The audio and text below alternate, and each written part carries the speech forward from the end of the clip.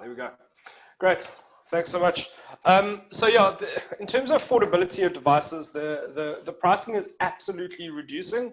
We're seeing devices like the KaiOS LTE devices coming into the market at around the $20 mark.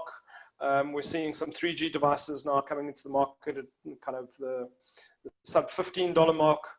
So prices are definitely reducing. I think the one thing that governments can do in Africa is to reduce their import taxes on devices. There are still many countries on the continent that are charging exorbitant import taxes on electronic goods, mobile phones being one of them, tablets, PCs, etc. But the mobile phone is obviously the most important one from an economic development perspective, from my view.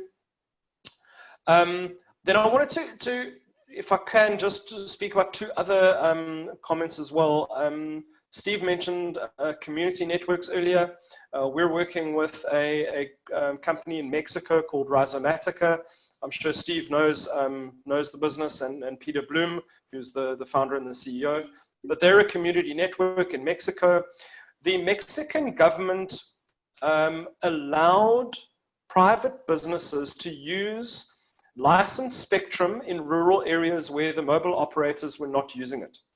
So, for example, in Nigeria, if we go to Kaduna or Kano or Port Harcourt or outside the kind of main areas, if an operator is not working in an area and not providing services, what they've said is that a community network can use that spectrum free of charge, as long as the network itself does not make a profit and it's a community-run network. So we're working with one of them in Mexico. I do think that there's an opportunity and the ability for that model to work in Africa. We certainly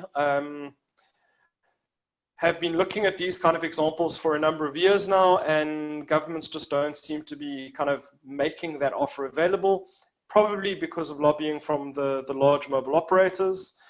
So that is one model that we could potentially look at, which would reduce the cost of the end user kind of data kind of price to consumers. The second thing that I'd also like to mention from a wireless and mobile network perspective is population movements do occur. We've seen this in Nigeria, we've seen it in Ghana, we've seen it in Senegal, we're seeing it now in DRC, Cameroon, and certain places in Tanzania, where you put down a mobile network, you put up the tower, you start connecting individuals, and over the following months when the network goes live, you see an increase in population in these areas, where people will actually move from further away so that they can be in an area where there is signal. So that is also something to consider. Oh, sorry, Steve, I'm just seeing your notes. I didn't realize you were a board member of Rhizomaticas. So yeah, I definitely think there are opportunities that can be taken advantage of, specifically in the community network space, and then also looking at population movements as well when you build wireless networks.